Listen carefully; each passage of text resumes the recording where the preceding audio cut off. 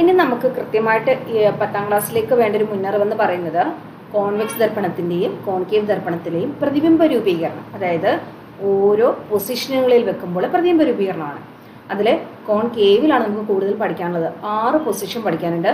കോൺവെക്സിലാകെ 1 ഉള്ളൂ പഠിക്കാൻ. ഓക്കെ, പക്ഷെ വളരെ എളുപ്പമുണ്ട്. ഇതൊരു ബുദ്ധിമുട്ടുള്ള കാര്യമൊന്നുമില്ല. അപ്പോൾ എന്താ പഠിക്കാൻ പോകുന്നത്? നമ്മൾ പറഞ്ഞേ ഒരു ദർപ്പണം എടുത്തു അല്ലെ, ഒരു കോൺകേവ് ദർപ്പണം എടുത്തു, അല്ലെ ഒരു കോൺവെക്സ് ദർപ്പണം എടുത്തു, ഏതോ എടുത്ത് നിൽക്കട്ടെ, ഒരു ദർപ്പണം എടുത്തു. അതിൻ്റെ മുന്നിൽ ഞാനൊരു വസ്തുവിനെ വെച്ചു. ഓക്കെ, എൻ്റെ കയ്യിൽ ഇപ്പോൾ ദർപ്പണം ഇല്ലാട്ടെ, ഇപ്പോൾ തൽക്കാലം ഇങ്ങനെ ഇമാജിൻ ചെയ്യുക. ഒരു വസ്തുവിനെ വെച്ചു. ഈ വസ്തുവിൻ്റെ പ്രതിബിംബം എവിടെ ലഭിക്കുമെന്ന് നമ്മൾ വരച്ച് കണ്ടുപിടിക്കാൻ പോവുകയാണ്. ഇപ്പോൾ അതിൻ്റെ പരീക്ഷണം നിങ്ങൾ കണ്ടു കഴിഞ്ഞു. അതെങ്ങനെയാണ്? നമ്മൾ 8ാം ക്ലാസ്സിലും കണ്ടതാണ് അതിൻ്റെ പരീക്ഷണം. ഇപ്പോൾ വിക്ടേഴ്സിൻ്റെ കഴിഞ്ഞ ക്ലാസ്സിലും അതിൻ്റെ പരീക്ഷണം നിങ്ങൾ ഓൾറെഡി കണ്ടു കഴിഞ്ഞു അല്ലേ? അത് വരയ്ക്കുന്നത് എങ്ങനെയാണെന്നും കൂടി നമ്മൾ 8ാം ക്ലാസ്സിൽ പഠിച്ചാണ് മക്കളെ. ഒന്നുകൂടി ഒന്ന് ഓർത്തെടുക്കണം. കാരണം എങ്കിൽ മാത്രമേ നമുക്ക് കണക്കുകളൊക്കെ ചെയ്യുമ്പോൾ കൃത്യമായിട്ട് ഉത്തരം ശരിയാണോ അല്ലെങ്കിൽ നമുക്കൊരു ഇമാജിൻ ചെയ്യാൻ നമുക്ക് കഴിയുന്നില്ല. അപ്പോൾ ഈ ഇമേജ് ഫോർമേഷൻ നിങ്ങൾ ഒരു പ്രാവശ്യമെങ്കിലും ഇത് വരയ്ക്കണം. ഓക്കെ, അപ്പോൾ ഒന്നുകൂടി പറയാം. ഇതൊരു ദർപ്പണമാണ്, ഇതൊരു വസ്തുവാണ്. ഇത് എവിടെ വെച്ചാലും ഇതിൻ്റെ പ്രതിബിംബം എവിടെ രൂപീകരിക്കുമോ നമുക്ക് കണ്ടുപിടിക്കണം. നോർമലി നേരത്തെ പറഞ്ഞ പോലെ തന്നെ എങ്ങനെയാണ് കണ്ടുപിടിക്കുക? ഈ വസ്തുവിൽ നിന്നും 2 പതന രശ്മികൾ മതി, ഒരുപാടൊന്നും വരയ്ക്കേണ്ട. 2 പതന രശ്മികൾ വരയ്ക്കുക. ഈ വന്ന് പതിക്കുന്ന രശ്മികൾ 2 ഇവിടെ വന്ന് പതിച്ചു. അവ രണ്ടും എന്ത് ചെയ്യണം? പ്രതിപദിക്കണം. എന്നിട്ട് അത് എവിടെയാണ് കൂട്ടിമുട്ടുന്നത് നോക്കണം. അപ്പോൾ സിമ്പിളാണ്, 2 വരച്ചാൽ മതി. ഈ 2 വരയ്ക്കുന്നത് ഇവിടെ വന്ന് വീണേ എന്നിട്ട് എങ്ങോട്ടാണ് പ്രതിപദിക്കുന്നത് നോക്കണം. അങ്ങനെ എങ്ങോട്ടാണ് പ്രതിപദിക്കുന്നത് നമ്മൾ എങ്ങനെ അറിയും? നമ്മുടെ ഇഷ്ടത്തിന് വരയ്ക്കാൻ പറ്റുമോ? ഒരിക്കലുമില്ല. പതന കോണം എത്രയാണെന്ന് അളക്കണം, അതിൻ്റെ പ്രതിപതന കോണം എത്രയാണെന്ന് അളക്കണം. അങ്ങനെയല്ലേ? ഞങ്ങൾ വരച്ചുകൂടെ പറയാം. അപ്പോൾ ഇതൊരു കോൺകേവ് ദർപ്പണമാണ്. ഞാൻ ഇവിടെ ഒരു വസ്തു വെച്ചു. ഈ വസ്തുവിൽ നിന്നും ഞാനിപ്പോൾ ഈ പേനയുടെ ഇങ്ങനെയാണ്, അല്ലെങ്കിൽ മെഴുകുതിരി എന്തോ ഇങ്ങനെ ആയിക്കോട്ടെ, അതിനാണ് ഞാൻ വെച്ചത്. ഇങ്ങനെ 2 വന്ന് വീണു, ഇങ്ങനെ ഒരെണ്ണം വന്നു. ഞാൻ ഇപ്പോൾ 2 പതന രശ്മികൾ വരച്ചിട്ടുണ്ട്. ഇങ്ങനെ വരയ്ക്കണം. നമുക്ക് ഏതെങ്കിലും ഒരു പോയിന്റിൽ നിന്ന് വരച്ചാൽ മതി കേട്ടോ. ഇങ്ങനെ വരച്ചാൽ നിങ്ങൾക്ക് കോംപ്ലിക്കേറ്റഡ് ആവും. ഒരെണ്ണം വരച്ചാൽ മതി. ഒന്നുകൂടി വരയ്ക്കാം. ഞാൻ ദർപ്പണം വെച്ചു, ഞാനൊരു വസ്തു വെച്ചു. ഓക്കെ, അപ്പോൾ ഇവിടുന്ന് പേരുടെ അറ്റത്ത് മാത്രം 2 പതന രശ്മികളും ഞാൻ വരച്ചു. ഇത് എങ്ങോട്ടാണ് പ്രതിപദിക്കുന്നതെന്ന് അറിയണം. ഇത് എങ്ങോട്ടാണ് പ്രതിപദിക്കുന്നതെന്ന് അറിയുമ്പോൾ ആദ്യം എന്ത് വരയ്ക്കണം? ലംബം വരയ്ക്കണം. എന്നിട്ടോ പ്രൊട്രാക്ടർ എടുത്ത് പതനകോൺ അളക്കണം. പിന്നെ അതിൻ്റെ പ്രതിപതന കോൺ വരയ്ക്കണം. അങ്ങനെ വരയ്ക്കുന്നത് നമ്മളെ സംബന്ധിച്ചുള്ള എളുപ്പപ്പണിയാണോ? അല്ലേ, നമുക്ക് ബുദ്ധിമുട്ടാണ് അത്രയൊക്കെ അല്ലേ? അങ്ങനെ ആണെങ്കിൽ അത് ബുദ്ധിമുട്ട് തന്നെയാണ്. അപ്പോൾ അങ്ങനെയാണെങ്കിൽ നമ്മൾ അതിൻ്റെ എളുപ്പ വഴികൾ പഠിച്ചിരിക്കണ്ടേ? യെസ്, പ്രതിപതന രശ്മികൾ വരയ്ക്കാനുള്ള എളുപ്പ വഴികൾ നമ്മൾ പഠിക്കാൻ പോകണം അടുത്ത്. അത് പഠിച്ചു കഴിഞ്ഞാൽ പ്രൊട്രാക്ടർ വേണ്ട, സ്കെയിൽ മാത്രം മതി. അവിടെ പ്രൊട്രാക്ടർ ഒന്നും എടുക്കാതെ തന്നെ നമുക്ക് എന്ത് ചെയ്യാം? എങ്ങോട്ടാണ് പ്രതിപതന രശ്മികൾ വരയ്ക്കുന്നത് നോക്കാം. ഞാൻ പറയുമ്പോൾ നിങ്ങൾക്ക് ഓർമ്മ വരുമായിരിക്കും. നമ്മൾ 8ാം ക്ലാസ്സിൽ പഠിച്ചാണ്ട് നിങ്ങൾക്ക് അത് ഓർമ്മ വരുമായിരിക്കും. ഒന്നാമത്തേന്ന് പറയുന്നത് നമ്മൾ കോൺകേവ് ദർപ്പണം, മുഖ്യാക്ഷം പി, എഫ്, സി. ഇത് 3 മാർക്ക് ചെയ്യാൻ അറിയാമോ? എഫ് കറക്റ്റ് നടുക്കായിട്ട് മാർക്ക് ചെയ്യാം. ഒരു പ്രകാശരശ്മി എപ്പോഴും എങ്ങനെ വരയ്ക്കുക? വസ്തുവിൽ നിന്നും ഇങ്ങനെ ഒരു പ്രകാശരശ്മി അങ്ങ് വരച്ചേക്കും. അതായത് ഇങ്ങനെയെന്ന് വെച്ചാൽ എങ്ങനെയാണ്? മുഖ്യ അക്ഷത്തിന് സമാന്തരമായൊരു പ്രകാശരശ്മി വരയ്ക്കുക. ഇങ്ങനെ വരച്ചാൽ പ്രൊട്രാക്ടർ എടുക്കാതെ തന്നെ നമുക്ക് അതിന് പ്രതിപതന രശ്മി വരയ്ക്കാം. എങ്ങോട്ടാണ് പ്രതിപദിക്കുക? നമുക്കറിയാം, നേരത്തെ നമ്മൾ പഠിച്ചു അല്ലേ? ഫോക്കസിലൂടെ പ്രതിപദിക്കുന്നു. ഫോക്കസിലൂടെ പ്രതിപദിക്കുന്നു. പതന കോണളന്നോ പ്രതിപതന കോണളന്നോ ഒന്നും ചെയ്തില്ല, കൃത്യമായിട്ട് കിട്ടിയില്ലേ? ഇനി ഇതിൻ്റെ നേരെ റിവേഴ്സ്. ഓക്കെ, നേരെ റിവേഴ്സ് എന്ന് പറഞ്ഞാൽ ഇതേപോലെ തന്നെ സി, എഫ്, പി. നമ്മൾ അടുത്തത് ഫോക്കസിലൂടെ വീഴുവാൻ നിൽക്കട്ടെ. നേരത്തെ സമാന്തരമായി വന്നത് ഫോക്കസിലൂടെ പോയി. അങ്ങനെയാണെങ്കിൽ ഫോക്കസിലൂടെ വരുന്നത് എങ്ങനെ പോകും? സമാന്തരമായിട്ട് തിരിച്ചു പോകും. അപ്പൊ ഇങ്ങനെ ഒരു പതന രശ്മി വരച്ചാലും നമുക്ക് പ്രതിപതന രശ്മി വരയ്ക്കാൻ അറിയില്ലേ? പ്രൊട്രാക്ടർ എടുക്കേണ്ട ആവശ്യമില്ലല്ലോ. ഇല്ല. ഇനി ഒരു ടിപ്പ് കൂടി ഉണ്ട് കേട്ടോ. 2 ഏതെങ്കിലും 2 മതി നമുക്ക്. ഞാൻ എന്നാൽ നമുക്കുള്ളതൊക്കെ ഒന്ന് പറഞ്ഞേക്കാം. ഒരെണ്ണം പി, എഫ്, സി. സിയിലൂടെ ഒരു പ്രകാശരശ്മി ഒന്ന് കടന്നു പോവുകയാണെങ്കിൽ, ചെറിയൊരു മാറ്റം, സിയിലൂടെ ഒരു പ്രകാശരശ്മി ഒന്ന് കടന്നു പോവുകയാണെങ്കിൽ, സി എന്ന് വെച്ചാൽ നിങ്ങൾക്കറിയാം ഗോളത്തിൻ്റെ കേന്ദ്രമാണ്. കേന്ദ്രവും ഗോളത്തിൻ്റെ ഭാഗവും, അല്ലെങ്കിൽ നിങ്ങൾ വൃത്തം വെച്ച് പഠിച്ചിട്ടുണ്ടാവും അല്ലേ? റേഡിയസും സർക്കിളുമായിട്ട് ഉണ്ടാകുന്ന ആംഗിൾ 90 ഡിഗ്രി ആയിരിക്കും എന്നൊക്കെ പഠിച്ചിട്ടുണ്ട്. അപ്പോൾ എന്തായാലും 90 ഡിഗ്രിയാണ്. 90 ഡിഗ്രിയിൽ വരയ്ക്കുന്നതിനെ നമ്മൾ വിളിക്കുന്ന പേരാണ് നോർമൽ എന്ന്. ഓക്കെ, നമ്മൾ ഒരുപാടൊന്നും പറയുന്നില്ല. നോർമലിൽ കൂടെ വന്ന് വീഴുവാണെങ്കിൽ തിരിച്ച് നോർമലിലൂടെ തന്നെ തിരിച്ചു പോകുന്നു. അതായത് സിയിലൂടെയാണ് വരുന്നതെങ്കിൽ തിരിച്ച് എങ്ങനെ തന്നെ പോവും? സിയിലൂടെ തന്നെ അങ്ങ് തിരിച്ചു പോവും. അപ്പോൾ സിയിലൂടെ വരയ്ക്കുന്ന ഒരു പതനരശ്മി ആണെങ്കിലും അത് പ്രതിപദിക്കുന്നത് അതേ പാതയിൽ തന്നെ ആയിരിക്കും. അപ്പോൾ നമുക്ക് എന്തിൻ്റെ ആവശ്യം വരുന്നില്ല? പ്രൊട്രാക്ടറിൻ്റെ ആവശ്യം വരുന്നില്ല. ഇനി വേണമെങ്കിൽ ഒന്നുകൂടെ നമുക്ക് വരയ്ക്കാം. ഇത് പക്ഷേ നമ്മളങ്ങനെ സാധാരണ വരയ്ക്കാറില്ല, എളുപ്പമാണ്. പക്ഷേ പ്രൊട്രാക്ടർ എടുക്കണം കേട്ടോ. അതുകൊണ്ട് നമ്മൾ ഇത് സാധാരണ ഒഴിവാക്കുകയാണ് ചെയ്യുന്നത്. പോളിലൂടെ വരച്ചാൽ ഇതെങ്ങനെ, കാരണം ഇത് നോർമൽ വരയ്ക്കേണ്ടതല്ല, അതാണ് ഓൾറെഡി നോർമൽ 90 ഡിഗ്രി ആണിത്, 90 ഡിഗ്രി വശം മതി. അപ്പോൾ ഇത് നമ്മൾ അളക്കണം. 30 ഡിഗ്രി ആണെങ്കിൽ ഇങ്ങോട്ട് എത്ര ഡിഗ്രിയിൽ തന്നെ വരും? 30 ഡിഗ്രിയിൽ തന്നെ വരും. അപ്പോൾ നമ്മളത് പ്രൊട്രാക്ടർ എടുക്കേണ്ടി വരില്ല. പക്ഷേ എളുപ്പമാണ്, ബുദ്ധിമുട്ടൊന്നുമില്ല. അപ്പോൾ 4 എളുപ്പവഴിക മാർഗ്ഗങ്ങൾ വരച്ചു. ഇനി നമുക്ക് ഒരു ദർപ്പണത്തിന് മുന്നിൽ ഒരു പ്രതിബിംബം വരച്ച ഒരു വസ്തു വെച്ചാൽ ഇതിൻ്റെ പ്രതിബിംബം എവിടെയാണെന്ന് കണ്ടുപിടിക്കാൻ ഇതിലെ 4 എണ്ണത്തിൽ ഏതെങ്കിലും 2 എണ്ണം വരച്ചാൽ മതി. ഓക്കെ, ഇത് ഉപയോഗിക്കുന്നില്ല എങ്കിൽ നമുക്ക് പ്രൊട്രാക്ടർ ഒന്നും എടുക്കേണ്ട കാര്യമില്ല, സിമ്പിളായിട്ട് ലഭിക്കും. ഇത്രയും പറഞ്ഞിട്ടും ക്ലിയർ ആവാത്തവരുണ്ടെങ്കിൽ തീർച്ചയായിട്ടും നിങ്ങൾക്ക് ചിലവർക്ക് എന്തൊക്കെയോ മനസ്സിലായിട്ടുണ്ടാവും, മൊത്തം കൊണ്ട് ക്ലിയർ ആയിട്ടുണ്ടാവില്ല. പേടിക്കേണ്ട, നമ്മൾ പ്രതിബിംബ രൂപീകരണം വരയ്ക്കുമ്പോൾ അത് കൃത്യമായിക്കോളും. ഇതേപോലെ നമുക്ക് ഏതിനെ വരയ്ക്കാം? കോൺവെക്സിനെ വരയ്ക്കാം. ഓക്കെ, കോൺവെക്സിൻ്റെ പക്ഷേ ഒറ്റ പ്രതിബിംബ രൂപീകരണം വരയ്ക്കാനുള്ളൂ, എളുപ്പമാണ്. ഇനി കോൺവെക്സിൻ്റെ ഓരോരോ കേസസ്, അതായത് നമുക്ക് പ്രതിപദന രശ്മികൾ വരയ്ക്കാനുള്ള എളുപ്പ മാർഗ്ഗങ്ങളാണ് ഈ പറയുന്നതെല്ലാം. ഇതിൻ്റെയും മുഖ്യ അക്ഷം സി, എഫ്, പി അല്ലേ, ഇങ്ങനെ 3 വരയ്ക്കാം. മുഖ്യ അക്ഷത്തിന് സമാന്തരമായ പ്രകാശമാണ്, പക്ഷെ അത് ഫോക്കസിലൂടെ അല്ല പോകുന്നത്, ഫോക്കസിൽ നിന്നും അകന്നു പോകുന്നതായി തോന്നും. എങ്ങനെ പോകും? അകന്നു പോകും. വരച്ചു നോക്കിയാൽ അത് എവിടെ നിന്ന് വരുന്നതായി തോന്നും? ഫോക്കസിൽ നിന്നും വരുന്നതായി തോന്നുന്നു. ഓക്കെ, ഇനി അടുത്തതാണെങ്കിൽ ഇതേപോലെ തന്നെ നമ്മളിതിൻ്റെ നേരെ റിവേഴ്സ് കേസ് വരയ്ക്കുന്നു. C, F, P. ഫോക്കസിലേക്ക് വന്നൊരു പ്രകാശമായിരിക്കട്ടെ, നമ്മൾ നോക്കിയാൽ ഫോക്കസിലേക്ക് വരേണ്ടതായിരുന്നു അല്ലേ. ഇതെങ്ങനെയായിരിക്കും പ്രതിപദിക്കുക? മുഖ്യ അക്ഷത്തിന് സമാന്തരമായി പ്രതിപദിക്കും. ഇത് നോക്കൂ, മുഖ്യ അക്ഷത്തിന് സമാന്തരമായി വന്ന് ഫോക്കസിൽ നിന്നും അകന്നു പോകുന്നു. അങ്ങനെ ഫോക്കസിൽ നിന്നും വന്നത് മുഖ്യ അക്ഷത്തിന് സമാന്തരമായി പ്രതിപദിക്കുന്നു അല്ലേ. ഇനി അടുത്തത് പറയുന്നത് ഏതായിരുന്നു നമ്മൾ വരയ്ക്കേണ്ടത്? സിയിലൂടെയുള്ളതാണ് അല്ലേ വരയ്ക്കേണ്ടത്. സിയിലൂടെ വന്നാൽ ഏതിലൂടെ തന്നെയാണ് പോവുക? സിയിലൂടെ തന്നെയാണ് പോവുക. സിയിലേക്ക് വന്നതാണ്. നമുക്ക് വരച്ച് നോക്കിയാൽ എവിടുന്ന് തന്നെ വന്നെയാണ്? സിയിലേക്ക് വന്ന ആളാണ് അല്ലേ. അപ്പോൾ തിരിച്ച് ഏത് വഴി തന്നെ അങ്ങ് തിരിച്ചു പോയിക്കോളും. സിയിലൂടെ തന്നെ അങ്ങ് എന്ത് ചെയ്യും? തിരിച്ചു പോകുന്നു. പിന്നെ ലാസ്റ്റ് വൺ പോളിലേക്ക് വരയ്ക്കുന്നത് നേരത്തെ നമ്മൾ പറഞ്ഞ പോലെ എന്ത് തന്നെ എടുക്കണം? പ്രൊട്രാക്ടർ തന്നെ എടുക്കണം. പ്രൊട്രാക്ടർ തന്നെ എടുത്തിട്ട് നേരത്തെ പോലെ തന്നെ കേട്ടോ, പോളിലേക്ക് വന്നതാണ്. ഈ ആംഗിൾ മെഷർ ചെയ്യണം. ഇത് 40 ഡിഗ്രി ആണെങ്കിൽ തിരിച്ച് ഇങ്ങോട്ട് എത്ര തന്നെ എടുക്കുക? 40 ഡിഗ്രി തന്നെ എടുക്കുക. ഓക്കെ, അപ്പോൾ നമ്മൾ കോൺകേവിൻ്റെ പറഞ്ഞതുപോലെ തന്നെ കോൺവെക്സിനും എന്തുണ്ട്? കൃത്യമായിട്ട് 4 എളുപ്പമാർഗ്ഗങ്ങളുണ്ട് പ്രതിബിംബ രൂപീകരണം കണ്ടുപിടിക്കാൻ. നമ്മളിപ്പോൾ ഞാൻ വരച്ച് നേരത്തെ കാണിച്ച അതേ കാര്യങ്ങൾ തന്നെയാണ് ഒന്നുകൂടെ ചിത്രം പോലെ കാണിക്കുന്നത്. ഇത് ഞാൻ നിങ്ങൾക്ക് അയച്ചു തരികയും കൂടി ചെയ്യാം. ഓക്കെ, ഈ ചിത്രം അതിൽ ഒന്നാമത്തെ ചിത്രം നോക്കി, ഇതെന്താണെന്ന് മനസ്സിലാവുന്നുണ്ടോ? കോൺകേവ് ദർപ്പണം, മുഖ്യ അക്ഷത്തിന് സമാന്തരമായ പ്രകാശം വന്ന് വീഴുന്നു, ഏതിലൂടെ പോകുന്നു? ഫോക്കസിലൂടെ പ്രതിഫലിക്കുന്നു അല്ലേ. രണ്ടാമത് കോൺകേവ് ദർപ്പണം തന്നെയാണ്, പ്രകാശരശ്മി ഫോക്കസിലൂടെ വരുന്നു, സമാന്തരമായി പ്രതിഫലിക്കുന്നു. ഇനി മൂന്നാമത്തതിലാണെങ്കിലോ എങ്ങനെ വരുന്നതാണ്? പോളിലേക്ക് വന്ന് വീഴുന്നത് അല്ലേ. ഫൈ എന്ന് പറയുന്ന ഒരു ആംഗിൾ, ഏതോ ആംഗിൾ ആയിക്കോട്ടെ, അതേ ആംഗിളിൽ തന്നെ എന്ത് ചെയ്യുന്നു? പ്രതിഫലിക്കുന്നു. ഇതിൽ സിയിലൂടെ വരുന്നത് കാണിച്ചിട്ടില്ല, സിയിലൂടെ വരുന്ന വരയ്ക്കാൻ നിങ്ങൾക്ക് പറയാം അല്ലേ. ഇനി രണ്ടാമത് ഇതേ കാര്യങ്ങൾ തന്നെ ഏതിൽ വരച്ചിരിക്കുന്നതാണ്? കോൺവെക്സ് ദർപ്പണത്തിൽ അല്ലേ. കോൺവെക്സ് ദർപ്പണത്തിൽ ഒന്നാമത്തത് എങ്ങനെയാണ് വരച്ചിരിക്കുന്നത്? മുഖ്യ അക്ഷത്തിന് സമാന്തരമായി വീഴുന്നത് വരച്ചിരിക്കുന്നു. എങ്ങനെ? ഫോക്കസിൽ നിന്നും അകന്നു പോകുന്നു. രണ്ടാമത്തെ തന്നെ നേരെ റിവേഴ്സ് എങ്ങനെ വരുന്നു? ഫോക്കസിലേക്ക് വന്ന് വീണതാണ്, സമാന്തരമായി പ്രതിഫലിക്കുന്നു. മൂന്നാമത്തതോ പോളിലേക്ക് വന്ന് വീഴുകയാണ് അല്ലേ. ഒരു പ്രത്യേക ആംഗിളിൽ പോളിലേക്ക് വന്ന് വീഴുന്നു, അതേ ആംഗിളിൽ എന്ത് ചെയ്യുന്നു? റിഫ്ലക്റ്റ് ചെയ്യുന്നു. അപ്പം ഇതൊക്കെ നിങ്ങൾക്ക് ക്ലിയർ ആയിട്ടുണ്ടാവും അല്ലേ. ഇതൊക്കെ അറിയാമെങ്കിൽ നമുക്ക് പ്രതിബിംബ രൂപീകരണം വളരെ എളുപ്പമാണ്, ഒരു ബുദ്ധിമുട്ടില്ല, കാണാതൊന്നും പഠിക്കേണ്ട കാര്യമില്ല, വളരെ സിമ്പിളായിട്ട് നമുക്ക് പഠിക്കാവുന്നതേ ഉള്ളൂ. നമുക്ക് 6 പൊസിഷനുകൾ ഞാനിപ്പം ബോർഡിൽ വരയ്ക്കുന്നില്ല, ഞാൻ ഇതേപോലെ ഇമേജുകൾ കാണിച്ചു തരികയാണ്. പക്ഷേ ഇമേജ് ഓരോന്നായിട്ട് എക്സ്പ്ലെയിൻ ചെയ്യാം. ഇനി അഥവാ ഇത് കണ്ടിട്ട് നിങ്ങൾക്ക് ഇത് വരയ്ക്കുന്നതിനെ കുറിച്ച് എന്നാലും ഐഡിയ കിട്ടിയില്ലെങ്കിൽ നിങ്ങൾ തീർച്ചയായിട്ടും എന്നോട് ചോദിക്കാം.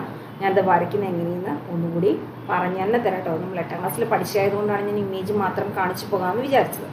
അപ്പോൾ ഒന്നാമത്തെ നോക്കൂ, കോൺകേവ് മിററിൽ ഒന്നാമത്തെ പൊസിഷൻ എന്ന് പറഞ്ഞാൽ ഇത് മിററാണ്, ഒരുപാട് ദൂരെയാണ് ആര് വെച്ചിരിക്കുന്നത്? വസ്തുവിനെ വെച്ചിരിക്കുന്നത്. നമ്മൾ ഇതേപോലെ ഒരുപാട് ദൂരെ വെക്കാം. എല്ലാ പോയിന്റ്സും അടയാളപ്പെടുത്തുന്നുണ്ട്. സിയും എഫും പിയും മസ്റ്റായിട്ട് ഏത് ഫിഗർ വരച്ചാലും മിറർ വരയ്ക്കുക, സിയും എഫും പിയും ആദ്യം അടയാളപ്പെടുത്തുക.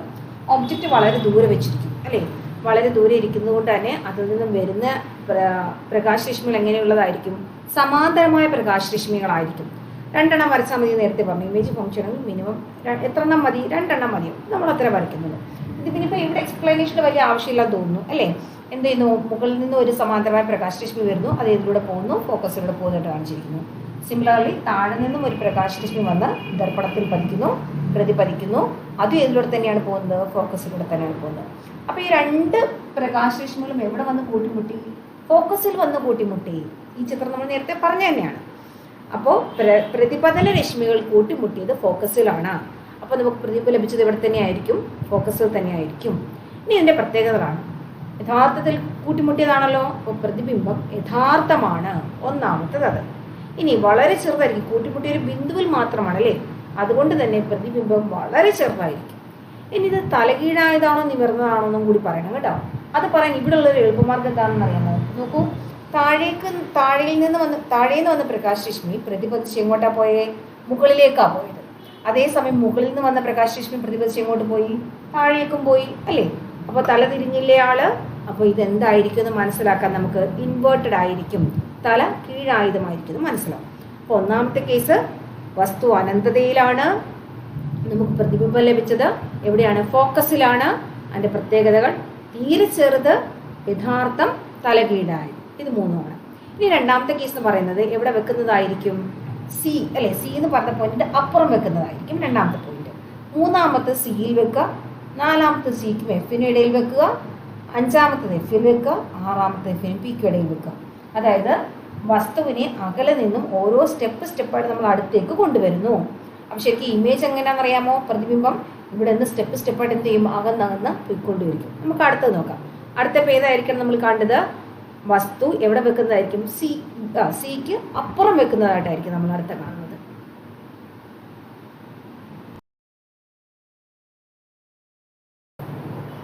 അപ്പോൾ രണ്ടാമത്തെ കേസാണ്. എവിടെയാണ് ഒബ്ജക്റ്റ് വെച്ചിരിക്കുന്നത്? സിക്ക് അപ്പുറമാണ് അല്ലേ? നോക്കൂ, ദർപ്പണം വരച്ചു, പിയും എഫും സിയും ഒക്കെ നമ്മൾ കൃത്യമായിട്ട് അടയാളപ്പെടുത്തുന്നു.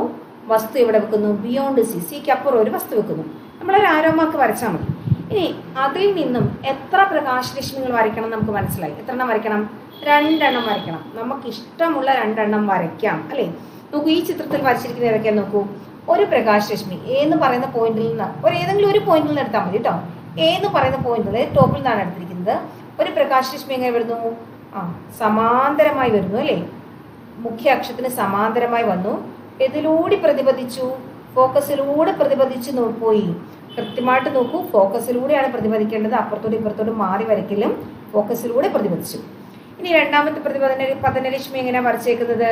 ഇവിടെ ഈ ചിത്രം കുറച്ചുകൂടി വ്യക്തമാണ്. പച്ച കളറിൽ കാണിച്ചിരിക്കുന്ന പതനരശ്മികളാണ്, ഒരു ലൈറ്റ് യെല്ലോ കളറിൽ കാണിച്ചിരിക്കുന്നത് പ്രതിപതന രശ്മികളാണ് അല്ലേ? എന്നാൽ രണ്ടാമത്തെ പതനരശ്മി എങ്ങനെയാണ് വരച്ചിരിക്കുന്നത് നോക്കൂ. എയിൽ നിന്ന് സ്റ്റാർട്ട് ചെയ്ത് ഇതിലൂടെ വരയ്ക്കുന്നു, ഫോക്കസിലൂടെ വന്ന് വീണു അല്ലേ? ഫോക്കസിലൂടെ വന്ന് വീണാൽ അത് എങ്ങനെയായിരിക്കും പ്രതിപദിക്കുക? മുഖ്യ അക്ഷത്തിന് സമാന്തരമായി കടന്നു പോകുന്നു. അപ്പോൾ രണ്ട് പ്രതിപതന രശ്മികളുണ്ടല്ലേ ഈ ചിത്രത്തിൽ. ഒന്നാമത്തെ പ്രതിപതന രശ്മി ഇതാണ് ഒന്നാമത്തത്, രണ്ടാമത്തെ പ്രതിപതന രശ്മി ഇതുമാണ്. ഇത് തമ്മിൽ കൂട്ടിമുട്ടിയോ? കൂട്ടിമുട്ടി. ഈ ഒരു പോയിന്റിൽ കൂട്ടിമുട്ടി അല്ലേ? അപ്പോൾ ഇവിടെ ആയിരിക്കും നമുക്ക് എന്ത് ലഭിക്കുന്നത്? പ്രതിബിംബം ലഭിക്കുന്നത്. ഈ പോയിന്റ് എന്ന് പറഞ്ഞാൽ ശരിക്കും ഏതിനിടയ്ക്കാണ് വരുന്നത്? എഫിനും സിക്കും ഇടയ്ക്കല്ലേ വന്നേക്കുന്നത്? ഓക്കെ. അപ്പോൾ ഇനി നമുക്ക് പ്രതിബിംബത്തിന്റെ പ്രത്യേകത സ്ഥാനമൊക്കെ പറയാം. പ്രതിബിംബം ലഭിച്ചിരിക്കുന്നത് എവിടെയാണ്? എഫിനും സിക്കും ഇടയിലാണ്. ഇനി പ്രത്യേകതകൾ എന്തൊക്കെയാണ് നിങ്ങൾ പറഞ്ഞു നോക്കൂ. ആദ്യം സൈസ് പറയാം അല്ലേ? കുറച്ച് ചെറുതാണ് അല്ലേ? വസ്തുവിനേക്കാൾ തീരെ, നമ്മൾ നേരത്തെ കണ്ടത് തീരെ ചെറുതല്ല, വസ്തുവിനേക്കാൾ ചെറുതാണ്, യഥാർത്ഥമാണ്. കാരണം കൂട്ടിമുട്ടിയപ്പോൾ യഥാർത്ഥം തന്നെയാണ്. പിന്നെ തലകീഴായതാണ് അല്ലേ? അത് വേണമെങ്കിൽ നമുക്ക് പറയാം, മുകളിൽ നിന്ന് വന്നത് താഴേക്കല്ലേ പോയത്. അപ്പോൾ എന്ത് തന്നെയായാലും എന്തായിരിക്കും? തലകീഴായതായിരിക്കും. അപ്പോൾ ഇത് വരയ്ക്കാൻ നിങ്ങൾക്ക് ക്ലിയർ ആയല്ലോ? ഓക്കെ. മൂന്നാമത്തെ കേസാണ്. എവിടെ വെക്കുന്നു? ഓബ്ജക്റ്റ് സിയിൽ വെക്കുന്നു അല്ലേ? അപ്പോൾ ഓരോ സ്റ്റെപ്പായിട്ട് അടുത്തടുത്ത് വരികയാണ്. ആദ്യം നമ്മൾ വളരെ അകലെയായിരുന്നു, പിന്നെ സിക്ക് അപ്പുറം വെച്ചു, ഇപ്പോൾ എവിടെ വെക്കുന്നു? സിയിൽ തന്നെ വെക്കുന്നു. രണ്ട് പതനരശ്മികൾ നിങ്ങൾ കാണുന്നുണ്ടോ? ഗ്രീൻ കളറിലാണ് കൊടുത്തിരിക്കുന്നത്. നിങ്ങൾക്ക് ഞാനിപ്പോൾ പറയുന്നത് നിങ്ങൾക്ക് ചിലപ്പോൾ മനസ്സിലാവുന്നുണ്ടാവും അല്ലേ? എയിൽ നിന്ന് രണ്ട് പ്രകാശരശ്മികൾ വരച്ചിരിക്കുന്നു അല്ലേ? ഒന്നെങ്ങനെയാണ്? സമാന്തരമായി വരച്ചിരിക്കുന്നു. സമാന്തരമായി വരച്ചത് പ്രതിഫലിച്ച് എങ്ങനെ പോകുന്നു? ഫോക്കസിലൂടെ പോകുന്നു അല്ലേ? ഇനി രണ്ടാമത്തതോ എങ്ങനെ വരുന്നു? എയിൽ നിന്ന് ഫോക്കസിലൂടെ വരുന്നു. ഫോക്കസിലൂടെ വരുന്നത് എങ്ങനെ പോകുന്നു? സമാന്തരമായി പോകുന്നു. അപ്പം സമാന്തരമായി വന്നത് ഫോക്കസിലൂടെയും ഫോക്കസിലൂടെ വന്നത് സമാന്തരമായി പോകുന്നു. അപ്പോൾ എവിടെയാണ് കൂട്ടിമുട്ടിയത്? സിയിൽ തന്നെ കൂട്ടിമുട്ടി. ഇത് കൃത്യമായിട്ട് ആ പോയിന്റിൽ തന്നെ ലഭിക്കണം കേട്ടോ. ഈ എഫിനും സിക്കും ഇടയ്ക്ക് എന്നൊക്കെ പറഞ്ഞ് നമുക്ക് കിട്ടിയാൽ പോരാ, സിയിൽ തന്നെ കിട്ടണം എന്നുള്ളത് കൊണ്ട് തന്നെ നിങ്ങൾ ഇതിൻ്റെ പ്രതിബിംബ രൂപീകരണം വരയ്ക്കുമ്പോൾ കൃത്യമായിട്ട് വരയ്ക്കുകയും കൂടി വേണം. അപ്പോൾ ഇനി അതിൻ്റെ പ്രത്യേകതകളൊക്കെ പറയാം അല്ലേ. സ്ഥാനം സിയിൽ തന്നെയാണ്. വലിപ്പോ വസ്തുവിൻ്റെ അതേ വലിപ്പത്തിൽ തന്നെയാണ് ലഭിച്ചത്. ഇത് വിദ്യാസിൻ്റെ ക്ലാസ്സിൽ നമ്മൾ പരീക്ഷ നടത്തി കണ്ടതുമാണ് അല്ലേ, 8ാം ക്ലാസ്സിലും കണ്ടതാണ് നമ്മൾ. ഇനി എന്തൊക്കെയാണ് പ്രത്യേകതകൾ? തല കീഴായതാണ്, കൂട്ടിമുട്ടി അല്ലേ. പ്രതിബന്ധനിഷ്ഠം യഥാർത്ഥത്തിൽ കൂട്ടിമുട്ടിയത് കൊണ്ട് തന്നെ എങ്ങനെയാണ്? യഥാർത്ഥ പ്രതിബിംബവുമാണ്. അപ്പോൾ നമുക്ക് ഇനി അടുത്തതിലൊക്കെ അടുത്ത എന്തായിരിക്കും? കുറച്ചുകൂടി ഈ വസ്തുവിനെ എന്ത് ചെയ്യണം? ഇനിയും അടുത്തേക്ക് വെക്കണം. അപ്പോൾ ഇതിനിടയ്ക്കായിട്ടായിരിക്കും വെക്കുക, എഫിനും സിക്കും ഇടയിലായിട്ടാണ് അടുത്ത് വെക്കുന്നത്. ഓക്കെ, 4ാമത്തെ കേസാണ്. വസ്തുവിനെ എവിടെ വെക്കണം നമ്മൾ നേരത്തെ പറഞ്ഞു അല്ലേ, എഫിനും സിക്കും ഇടയിൽ വെച്ചു. എഫിനും സിക്കും ഇടയിൽ വെച്ചാൽ പദനിഷ്ഠമിൽ കാണിച്ചിരിക്കുന്നത് നിങ്ങൾ ശ്രദ്ധിച്ചു അല്ലേ. എ എന്ന് പറയുന്ന പോയിന്റിൽ നിന്നും 2 പദനിഷ്ഠമിൽ വന്നിട്ടുണ്ട്. ഒന്ന് മുഖ്യാക്ഷത്തിന് സമാന്തരമായി വന്നു, പ്രതിപദിച്ചു, ഫോക്കസിലൂടെ പോകുന്നു. പിന്നെ രണ്ടാമത്തേതാണെങ്കിലോ ഫോക്കസിലൂടെ വന്ന് വീണു, എങ്ങനെ പ്രതിപദിക്കുന്നു? മുഖ്യാക്ഷത്തിന് സമാന്തരമായി പ്രതിപദിക്കുന്നു. 2 എണ്ണം അല്ലേ. സമാന്തരമായി വരുന്നത് ഫോക്കസിലൂടെ പോകും, ഫോക്കസിലൂടെ വരുന്നത് സമാന്തരമായി പോകും. ആ 2 കേസ് തന്നെ ഉപയോഗിച്ചിരിക്കുന്നത്. അപ്പോൾ ശരി, കൂട്ടിമുട്ടിയത് എവിടെയാണെന്ന് നോക്കിയാൽ സിക്ക് അപ്പുറം പോയി അല്ലേ. കൂട്ടിമുട്ടിയത് സിക്ക് അപ്പുറത്താണ്. അപ്പോൾ പ്രതിബിംബം ലഭിച്ചത് വസ്തുവിനേക്കാൾ വലുതാണ്, യഥാർത്ഥമാണ്, തലകീഴായതാണ്. ഇനി 5ാമത്തെ കേസ് എന്ന് പറയുമ്പോൾ വസ്തു എവിടെ ആയിരിക്കും വെക്കേണ്ടത്? കുറച്ചുകൂടി അടുത്തേക്ക് വരണം. അപ്പോൾ എവിടെ വരും? നമുക്ക് ഫോക്കസിൽ വരും. ഓക്കെ, 5ാമത്തെ കേസ് ഓബ്ജക്റ്റ് എവിടെ വെച്ചിരിക്കുന്നു? എഫിൽ വെച്ചിരിക്കുന്നു. നേരത്തെ വരച്ചെന്ന് ഒരു ചെറിയ വ്യത്യാസപ്പെടുത്തിയിട്ടുണ്ട്. ഇങ്ങനെ തന്നെ വരയ്ക്കണം നിർബന്ധമൊന്നുമില്ല കേട്ടോ. നമുക്ക് സമാന്തരമായി വരുന്നത് ഫോക്കസിലൂടെ പോകുന്ന രീതിയിൽ വേണമെങ്കിൽ വരയ്ക്കാം. പിന്നെ ഇവിടെ ഫോക്കസിൽ വെച്ചിരിക്കുന്നത് കൊണ്ടാണ് ചെറിയൊരു വ്യത്യാസം വരുത്തിയിരിക്കുന്നത്. നിങ്ങൾക്ക് എങ്ങനെ വേണമെങ്കിലും വരയ്ക്കാം കേട്ടോ. ഇവിടെ വരച്ചിരിക്കുന്ന രീതിയിൽ ഞാൻ എക്സ്പ്ലെയിൻ ചെയ്യാം. ഈ ചിത്രത്തിൽ നമ്മുടെ ഫോക്കസിലാണല്ലേ ഒബ്ജക്റ്റ് വെച്ചിരിക്കുന്നത്. അവിടെ നിന്ന് ഒരു പ്രകാശരശ്മി എങ്ങനെ വീഴുന്നു? പോളിലേക്ക് വീഴുന്നു. അപ്പോൾ ഇവിടെ പ്രൊട്രാക്ടർ എടുത്തിട്ട് എത്ര ഡിഗ്രിയിലാണ് വീഴുന്നതെന്ന് നമുക്ക് അളക്കാം. അതെങ്ങനെ ചെയ്യുന്നു? റിഫ്ലക്റ്റ് ചെയ്യുന്നു. ഓക്കെ, ആ പ്രത്യേക ആംഗിളിൽ തന്നെ റിഫ്ലക്റ്റ് ചെയ്യുന്നു. പിന്നെ ഒരെണ്ണം ഇവിടെ വരച്ചിരിക്കുന്നത് വസ്തുവിൽ നിന്നും എങ്ങനെയാണ്? സിയിലൂടെ, സിയുടെ അതേ പൊസിഷനിൽ വന്ന് വീണാൽ എങ്ങനെ തന്നെ റിഫ്ലക്റ്റ് ചെയ്യും? സിയിലൂടെ തന്നെ എന്ത് ചെയ്യുന്നു? റിഫ്ലക്റ്റ് ചെയ്യുന്നു. അങ്ങനെയും വരയ്ക്കാം. അതിന് പ്രത്യേകിച്ച് ബുദ്ധിമുട്ടൊന്നുമില്ല.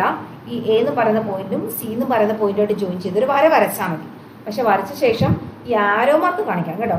പതനരശ്മിയുടെയും പ്രതിഫലിച്ച് പോകുന്നതുമായിട്ടുള്ള ആരോ മാർക്ക് കാണിച്ചാൽ മതിയോ. എന്തായാലും നമ്മൾ 2 പതനരശ്മിയും പ്രതിപതനരശ്മിയും വരച്ചു. ഞാൻ നേരത്തെ പറഞ്ഞ പോലെ നിങ്ങൾക്ക് എന്ത് ചെയ്യാം? സമാന്തരമായിട്ട് വരയ്ക്കാം, അത് ഫോക്കസിലൂടെ പോകുന്നതായിട്ട് വരയ്ക്കാം, ആ കേസും വരയ്ക്കാം. എങ്ങനെയായാലും പ്രതിപദിച്ച് പോകുന്ന പ്രകാശരശ്മികൾ നോക്കി കൂട്ടിമുട്ടുന്നുണ്ടോ? ഇല്ല, അവ കൂട്ടിമുട്ടുന്നില്ല. അവ സമാന്തരമായി തന്നെ പോവുകയാണ്.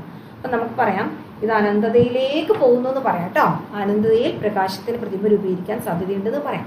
പക്ഷെ നമ്മുടെ സ്കൂളിലൊക്കെ ആണെങ്കിൽ നമ്മളിത് മിറർ വെച്ച് ചെയ്താൽ കുറേ അകലായിട്ടൊരു ഭിത്തിയൊക്കെ ആണെങ്കിൽ നമ്മൾക്ക് അവിടെ കിട്ടാറുണ്ട്, കുറേ അകലെ, വളരെ ദൂരെ എന്ന് പറയാം. അപ്പോൾ തൽക്കാലം ഇവിടെ നമുക്ക് പ്രതിബിംബം ലഭിക്കാത്തത് കൊണ്ട് തന്നെ അതിൻ്റെ പ്രത്യേകതകൾ നമ്മളിപ്പോൾ എഴുതുന്നില്ല. 6ാമത്തെ കേസാണ്. വസ്തുവിനെ നമ്മൾ കുറച്ചുകൂടി അടുത്തേക്ക് കൊണ്ടുവന്നു അല്ലേ. ഇപ്പോൾ വസ്തു ഇരിക്കുന്നത് എവിടെയാണ്? ഇവിടെ എ ബി എന്ന് കാണിച്ചിരിക്കുന്നതാണ് ഇവിടുത്തെ ഓബ്ജക്റ്റ് എന്ന് പറയുന്നത്. എഫിനും അല്ലേ, എഫിനും പിക്കും ഇടയിലാണ് വസ്തു വെച്ചിരിക്കുന്നത്. പിന്നെ ഏതൊക്കെയാണ് ഇവിടുത്തെ പദനിഷ്ഠമികൾ നിങ്ങൾ നോക്കൂ. 1ാമത്തെ പദനിഷ്ഠം ഏതാണ്? എ എന്ന് പറയുന്ന പോയിന്റിൽ നിന്നും എന്ത് ചെയ്യുന്നു? സമാന്തരമായി ഒരു പ്രകാശം മുഖ്യാക്ഷത്തിന് സമാന്തരമായി വീണു, ഇതിലൂടെ പ്രതിപദിച്ചു, ഫോക്കസിലൂടെ പ്രതിപദിച്ചു പോയി അല്ലേ. ഇനി 2ാമത്തത് ഇവിടെ വരച്ചിരിക്കുന്നത് സിയിലൂടെയാണ്. ഞാൻ പറഞ്ഞു എളുപ്പമാണ് വരയ്ക്കാൻ. എയും സിയും ജോയിൻ ചെയ്തൊരു വര വരച്ചാൽ മതി, പക്ഷെ ആരോ മാർക്ക് ഇടണം കേട്ടോ. ഇപ്പൊ എയിൽ നിന്നും ഒരു പ്രകാശം എന്ത് ചെയ്യുന്നു? ദർപ്പണത്തിലേക്ക് വന്ന് വീണു, അത് പ്രതിപദിച്ചു, അത് സിയിലൂടെയുള്ള അതേ വഴിയിൽ തന്നെ എന്ത് ചെയ്യുന്നു? പ്രതിപദിച്ചു പോകും. അപ്പൊ ഇവിടുത്തെ 2 പ്രതിപദനരശ്മികൾ നിങ്ങൾ നോക്കേ. 1ാമത്തെ പ്രതിപദനരശ്മിയും 2ാമത്തെ പ്രതിപദനരശ്മിയും ഇവ തമ്മിൽ കണ്ടാൽ തന്നെ നമുക്കറിയാം ഇവ എന്ത് ചെയ്യുന്നില്ല? കൂട്ടിമുട്ടത്തില്ല ഒരിക്കലും. കാരണം പരസ്പരം അകന്നു പോവുകയാണ്. അകന്ന് പോകുമ്പോൾ ഇൻഫിനിറ്റിയിലേക്ക് പോകുന്നത് നമുക്ക് പറയാൻ പറ്റില്ല, അകന്നകന്ന് പോയിക്കൊണ്ടിരിക്കുകയാണ്. അങ്ങനെയാണെങ്കിൽ ഒരു കേസ് ആണല്ലോ, അകന്നകന്ന് പോകുന്ന പ്രകാശരശ്മികളാണെങ്കിൽ ബാക്കിലോട്ട് നമുക്ക് എക്സ്റ്റെൻഡ് ചെയ്ത് നോക്കാം അല്ലേ. എക്സ്റ്റെൻഡ് ചെയ്യുമ്പോൾ ഞാൻ പ്രത്യേകം പറഞ്ഞു കുത്തിട്ട വരകൾ ഉപയോഗിക്കുക. കാരണം അത് യഥാർത്ഥ പ്രകാശമല്ല. ഈ ദർപ്പണത്തിന്റെ ബാക്ക് സൈഡിലേക്ക് കിട്ടുന്നത് യഥാർത്ഥ പ്രതിബിംബമായിരിക്കുമോ? യഥാർത്ഥ പ്രകാശമായിരിക്കുമോ? പ്രകാശം ഒരിക്കലും ബാക്കിലേക്ക് പോകുന്നില്ലല്ലോ. അപ്പം ഇവിടെ വരയ്ക്കുമ്പോൾ നമ്മൾ ശ്രദ്ധിക്കണം, അത് കുത്തുകുത്തിട്ടുള്ള വരകൾ. അപ്പം അതിന് എക്സ്റ്റെൻഡ് ചെയ്ത് കിട്ടുന്ന പോയിന്റ് അതിന് എയിൽ വന്ന് കൂട്ടിമുട്ടി അല്ലേ. അപ്പോൾ അവിടെയാണ് നമുക്ക് പ്രതിബിംബം ലഭിക്കുന്നത്. പക്ഷേ ഇത് യഥാർത്ഥ പ്രതിബിംബമാണോ? അല്ല, ഇത് മിഥ്യാ പ്രതിബിംബമാണ് അല്ലേ. അപ്പോൾ നോക്കൂ, ഇങ്ങനൊരു വലിയ പ്രതിബിംബം ലഭിച്ചു. ഇത് നമ്മൾ പരീക്ഷണത്തിൽ കണ്ടതല്ലേ, ദർപ്പണത്തിന് വളരെ അടുത്തായിട്ടാണ്. ഇപ്പോൾ നോക്കൂ, ഇവിടാണ് ഒരു കേസ്. ദർപ്പണത്തിന് വളരെ അടുത്തായിട്ട് വസ്തു വെച്ചാൽ പ്രതിബിംബം എവിടെ തന്നെ ലഭിക്കുക? ദർപ്പണത്തിനുള്ളിൽ തന്നെ ലഭിക്കും, വളരെ വലുതായി ലഭിക്കും. ഈ കേസാണ് നമ്മൾ ഡോക്ടർമാരുടെ മിറർ എന്നൊക്കെ നമ്മൾ പറഞ്ഞത്. വളരെ വലുതായിട്ട് വസ്തുവിനെ കാണാൻ കഴിയുന്നു, പ്രതിബിംബം കാണാൻ കഴിയുന്നു. ഷേവിംഗ് മിറർ, മേക്കപ്പ് മിറർ ഒക്കെ ഇങ്ങനെ തന്നെയാണ്. നമ്മൾ വസ്തുവിനെ വളരെ അടുത്തായിട്ട് വെച്ചാൽ ദർപ്പണത്തിനുള്ളിൽ വളരെ വലുതായി വസ്തുവിന്റെ നിവർന്ന പ്രതിബിംബം ലഭിക്കുന്നു. അപ്പൊ ഇവിടെ നമുക്ക് സവിശേഷതകളൊക്കെ പറയാം. സ്ഥാനം ദർപ്പണത്തിനുള്ളിലാണ്, വലുതാണ്, നിവർന്നതാണ്, മിഥ്യാപ്രതിബിംബമാണ്. ഓക്കെ, അപ്പോൾ കോൺകേവ് ദർപ്പണത്തിന്റെ 6 പ്രതിബിംബ രൂപീകരണങ്ങളാണ് നമ്മൾ ഇപ്പോൾ ഡിസ്കസ് ചെയ്ത് കഴിഞ്ഞത്. ഇനി ഏത് ഒരെണ്ണം കൂടിയുണ്ട്, കോൺവെക്സിന്റെ ഒരെണ്ണം കൂടിയുണ്ട്, നമുക്ക് അതും കൂടി പറയാം. ഇത് നമ്മൾ കോൺവെക്സ് ദർപ്പണത്തിന്റെ പ്രതിബിംബ രൂപീകരണം ഒരൊറ്റ ചിത്രം വരച്ച് പഠിച്ചാൽ മതിയാവും കേട്ടോ. ഇവിടെ നോക്കൂ, കോൺവെക്സ് ദർപ്പണം നമ്മൾ വരച്ചു. അതിന്റെ സി എന്ന് പറയുന്ന പോയിന്റ്, എഫ് എന്ന് പറയുന്ന പോയിന്റ്, പി എന്ന് പറയുന്ന പോയിന്റ്, സിയും എഫ് പിയും എല്ലാം അടയാളപ്പെടുത്തി. ഓക്കെ, ഇത് വരച്ച് കാണുമ്പോൾ കുറച്ച് കോംപ്ലിക്കേഷൻ പോലെ തോന്നും, പക്ഷെ വലിയ കാര്യമൊന്നുമില്ല കേട്ടോ, എളുപ്പമാണ്, മനസ്സിലാവും നമുക്ക്. എ ബി എന്ന് പറയുന്ന ഒരു ഒബ്ജക്റ്റ് വെച്ചു. ഇനി എന്ത് വേണം? ഇതിൽ നിന്നും 2 പ്രകാശരശ്മികൾ വരയ്ക്കുക. അത് ഏതൊക്കെ പ്രകാശരശ്മികൾ വരച്ചെടുത്തേ? ഇതൊരെണ്ണം എങ്ങനെയാണ് പോകുന്നത്? മുഖ്യ അക്ഷത്തിന് സമാന്തരമായ ഒരെണ്ണം വരച്ചു. അതെങ്ങനെ പോകുന്നു? ഫോക്കസിൽ നിന്നും അകന്നു പോകുന്നു. അതായത് ഫോക്കസിലേക്ക് കാണിച്ചിരിക്കുന്ന പോയിന്റ് ഇതിൽ നിന്ന് എന്ത് ചെയ്യുന്നു? അകന്നു പോകുന്നു. അത് ക്ലിയർ ആയല്ലോ. അപ്പോൾ ഒന്നാമത്തത് വരച്ചു, എക്സ് എന്നാണ് കാണിച്ചിരിക്കുന്നത് അല്ലേ, ഒരു പ്രതിപതന രശ്മിയാണ്. ഇനി രണ്ടാമത്തെ എങ്ങനെയാണ് വരച്ചിരിക്കുന്നത് നോക്കൂ, സിയിലേക്കാണ് വരച്ചിരിക്കുന്നത്. അപ്പോൾ എളുപ്പമാണ്, അതേ കണക്ക് തന്നെ എന്ത് ചെയ്യുന്നു? റിഫ്ലക്ട് ചെയ്യുന്നു. അങ്ങനെയാണെങ്കിൽ നമ്മൾ എങ്ങനെ വരയ്ക്കേണ്ട? എ എന്ന് പറയുന്ന പോയിന്റ് എങ്ങോട്ട് നമ്മൾ നേരിട്ട് അങ്ങ് വരയ്ക്കുക? സിയിലേക്ക് അങ്ങ് വരയ്ക്കുക. എയും സിയും നമ്മൾ ജോയിൻ ചെയ്യുക. പക്ഷേ എയും സിയും ജോയിൻ ചെയ്യുമ്പോൾ മനസ്സിലാണ്, ദർപ്പണം വരെ കട്ടിയുള്ള വരകൾ വരയ്ക്കാവൂ, ദർപ്പണത്തിനുള്ളിൽ കുത്തിട്ട വരകൾ വരയ്ക്കും. എയും സിയും അങ്ങ് ജോയിൻ ചെയ്യുന്നു എന്ന് ആലോചിച്ചാൽ മതി. എയിൽ നിന്നും സിയിലേക്ക് ഒരു പ്രകാശം വന്നു, അത് സിയിൽ നിന്ന് അതേ പാതയിൽ തന്നെ എന്ത് ചെയ്യുന്നു? റിഫ്ലക്ട് ചെയ്യുന്നു. അപ്പോൾ നമുക്ക് ശരിക്കും 2 പ്രതിപതന രശ്മികൾ വരച്ചു അല്ലേ. ഒന്ന് ഇത് തന്നെയാണ് നമ്മൾ പ്രതിപതന രശ്മി എന്ന് പറയുന്നത് അല്ലേ, സിയിലൂടെ ഉള്ളത്. മറ്റൊരിതാണ്. ഇപ്പൊ നമ്മൾ നോക്കിയാൽ പരസ്പരം എങ്ങനെയുള്ളതാണ്? രണ്ടും അകന്നു പോകുന്നതല്ലേ. അവ കൂട്ടിമുട്ടുവോ? ഇല്ല. അപ്പൊ ശരിക്കും ഇത് ബാക്കിലോട്ട് എക്സ്റ്റെൻഡ് ചെയ്യേണ്ട കാര്യമില്ല, ഓൾറെഡി അവിടെ എക്സ്റ്റെൻഡ് ചെയ്തതാണ് നമ്മൾ വരച്ചപ്പോൾ തന്നെ അല്ലേ, ഉള്ളിലേക്ക് വരച്ചു. അപ്പോൾ ഈ പ്രതിപതന രശ്മികൾ ഈ പോയിന്റിൽ, ഈ A' എന്ന് പറഞ്ഞ ഈ പോയിന്റിൽ വന്ന് കൂട്ടിമുട്ടുകയും ഇതാണ് നമുക്ക് ലഭിക്കുന്നത് എന്തെന്ന് പറയുന്നത്? ഇമേജ് എന്ന് പറയുന്നത്. അപ്പൊ ഇവിടെയും കോൺവെക്സ് ദർപ്പണത്തിലും ഇമേജ് ലഭിച്ചത് എവിടെ തന്നെയാണ്? ദർപ്പണത്തിനുള്ളിൽ തന്നെയാണ്. കോൺവെക്സ് ദർപ്പണം പിന്നെ നമുക്ക് വളരെയധികം ഉപയോഗമുള്ളതാണ്, വളരെയധികം ഫെമിലിയർ ആണ്. നമ്മൾ റിയർ വ്യൂ മിററായിട്ട് കാണുന്നതാണ് അല്ലേ, വാഹനങ്ങളിൽ വെച്ചിരിക്കുന്ന ദർപ്പണമാണ്. എപ്പോഴും ദർപ്പണത്തിനുള്ളിൽ തന്നെ ചെറിയ പ്രതിബിംബം ലഭിക്കുകയാണ് അല്ലേ. അപ്പൊ ഇവിടുത്തെ പ്രതിബിംബത്തിന്റെ പ്രത്യേകതകളൊക്കെ നമുക്കൊന്ന് പറഞ്ഞു നോക്കാം. സ്ഥാനം എന്താണ്? ദർപ്പണത്തിനുള്ളിൽ. ദർപ്പണത്തിനുള്ളിൽ എന്ന് പറഞ്ഞാൽ തന്നെ എഫിനും പിക്കും ഇടയ്ക്ക് തന്നെയായിരിക്കും നമുക്ക് ലഭിക്കുക. നിങ്ങൾക്ക് ഈ വസ്തു എവിടെ വേണമെങ്കിലും വെക്കാം കേട്ടോ, ഏറ്റവും അടുപ്പിച്ചോ അങ്ങോട്ടോ ഇങ്ങോട്ടോ എവിടെ വേണമെങ്കിലും വെക്കാം. എവിടെ വെച്ചാലും നമുക്ക് ലഭിക്കുന്ന എവിടെ തന്നെയായിരിക്കും? എഫിനും പിക്കും ഇടയിൽ തന്നെയായിരിക്കും. അതേപോലെ ചെറുതാണ്, നിവർന്നതാണ്. യഥാർത്ഥമാണോ മിഥ്യയാണോ? മിഥ്യയാണ്, കാരണം അവ പരസ്പരം യഥാർത്ഥത്തിൽ കൂട്ടിമുട്ടിയതല്ലോ, അപ്പം മിഥ്യാപ്രതിബിംബവുമാണ്. ഇത് ആണ് നമ്മൾ റിയർ വ്യൂ മിററായിട്ട് ഉപയോഗിക്കാനുള്ള ഒരു കാരണം കൂടി ഇതാണ് അല്ലേ. വസ്തു എവിടെയായിരുന്നാലും നമുക്ക് ദർപ്പണത്തിനുള്ളിൽ തന്നെ ബാക്കിലെല്ലാം വരുന്ന വാഹനങ്ങളുടെ ചെറിയ പ്രതിബിംബം നമുക്ക് വാഹനത്തിന്റെ റിയർ വ്യൂ മിററിനുള്ളിൽ ലഭിക്കുന്നു. പിന്നെ അതേ കണക്ക് തന്നെ റോഡിലെ വളവുകളിലും നമുക്ക്, കാരണം എന്താ, വീക്ഷണ വിസ്തൃതി കൂടുതലാണ്, വളരെ ഭാഗം കവർ ചെയ്യാൻ സാധിക്കും അല്ലേ. ഇങ്ങനെ ഈ ഒരു ഷേപ്പ് ആയതുകൊണ്ട് തന്നെ ഒരുപാട് ഭാഗം നമുക്ക് എന്ത് ചെയ്യാൻ പറ്റും? കവർ ചെയ്യാൻ പറ്റും. നമ്മൾ നേരത്തെ പറഞ്ഞ പോലെ ഇത്രയും ഉണ്ട്, ഇത്രയും ഭാഗത്തെ പ്രകാശരശ്മികൾ, ഏകദേശം ഇത്രയും ഭാഗത്തെ പ്രകാശരശ്മികൾ അതിന്റെ പ്രതിബിംബം രൂപീകരിക്കാൻ സാധിക്കും. വീക്ഷണ വിസ്തൃതി കൂടുതലാണ്. ഇതാകുമ്പോൾ കുറച്ച് ഭാഗമേ കവർ ചെയ്യാൻ കഴിയുന്നുള്ളൂ അല്ലേ, കുഴിഞ്ഞു പോയി. അപ്പോൾ ഇവിടെ വീക്ഷണ വിസ്തൃതി കുറവാണ്. ഏറ്റവും വീക്ഷണ വിസ്തൃതി കൂടിയതാരാണ്? കോൺവെക്സിനും. ഏറ്റവും വീക്ഷണ വിസ്തൃതി കുറവാർക്കുമാണ്? കോൺകേവ് ദർപ്പണത്തിനുമാണ്. അതൊക്കെ സ്ഥിരം പരീക്ഷയ്ക്ക് ചോദിക്കാറുള്ളതാണ് കേട്ടോ. വീക്ഷണ വിസ്തൃതി ഏറ്റവും കൂടിയ ദർപ്പണം ഏതെന്നൊക്കെ ഉള്ളത്. അപ്പോൾ തൽക്കാലം ഈ വീഡിയോയിൽ ഇത്രയും കാര്യങ്ങൾ പറഞ്ഞു നിർത്താം. ഈ ചിത്രങ്ങളെല്ലാം നിങ്ങൾ എനിക്ക് വരച്ചയക്കണം. ഞാൻ അതിന് ഡയറക്ഷൻ തരാം, എങ്ങനെയാണ് വരച്ചയക്കണം എന്നുള്ളത് ഞാൻ ഡയറക്ഷൻ നിങ്ങൾക്ക് തരാം. ഈ ചിത്രങ്ങളെല്ലാം നമുക്ക് അത്യാവശ്യമാണ്. നമ്മുടെ ടെക്സ്റ്റ് ബുക്ക് തന്നിട്ടില്ലെങ്കിൽ നമുക്ക് പഠിക്കേണ്ടത് അത്യാവശ്യമാണ്. അത് ഞാൻ സമയം പറയും, എങ്ങനെയാണ് വരച്ചയക്കേണ്ടതെന്ന് ഞാൻ പറയും. അപ്പോൾ ഇനി അടുത്ത സെഷനിൽ ഇനി എന്തെങ്കിലും ഇതിനൊക്കെ പ്രകാശനം ബന്ധപ്പെട്ട കൂടുതൽ കാര്യങ്ങൾ നമുക്ക് ചർച്ച ചെയ്യാനുണ്ടെങ്കിൽ അടുത്ത വീഡിയോയിൽ നമുക്ക് കാണാം. ഓക്കെ.